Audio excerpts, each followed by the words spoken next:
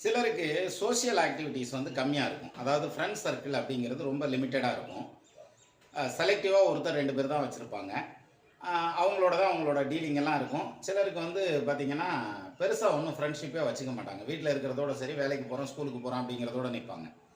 இது மாரியான சூழல் யாருக்கு வரும் அப்படின்னா, ரொம்ப சிம்பிளா ஐடென்டிஃபை பண்றதுங்கிறது லக்னத்துக்கு 11ஆம் இடத்துல வக்ரம் பெற்ற கிரகம். சார் நீங்க எந்த லக்னமா வேணாலும் இருங்க. எந்த கிரகம் வேணாலும் 11ஆம் இடத்துல வக்ரமா இருக்கட்டும். அப்ப உங்களுடைய சோசியல் ஆக்டிவிட்டீஸ் வந்து கம்மியா இருக்கிறதுக்கான அமைப்பு, ட்ரூ ஃப்ரெண்ட்ஷிப் கிடைக்கிறதுங்கிறது கஷ்டம். அப்போ ஃப்ரெண்ட்ஸை நம்பி ஒரு காரியத்தில் இறங்கணும் அப்படின்னா 1க்கு 2 முறை யோசனை வந்துட்டு இறங்குறது தான் நல்லது. இந்த 11ல் வக்ரம் பெற்ற கிரகங்கள் இருக்கவங்க. ஏன்னா பெருசாக கூட வர்ற மாதிரியான பேச்செல்லாம் இருக்கும். ஆனால் எப்போ தேவைப்படுமோ அந்த டைமில் ஆள் இருக்க மாட்டாங்க. சுற்றி முற்றி திரும்பி பார்த்தா ஒரு வயலில் இருக்க மாட்டாங்க நம்ம பின்னால். அதனால் கூடுமான வரைக்கும் 11ல் வக்ரம் பெற்ற கிரகம் இருந்தால் ஃப்ரெண்ட்ஸ் செலக்ட் பண்ணுறதுல கவனமாக இருக்கும்.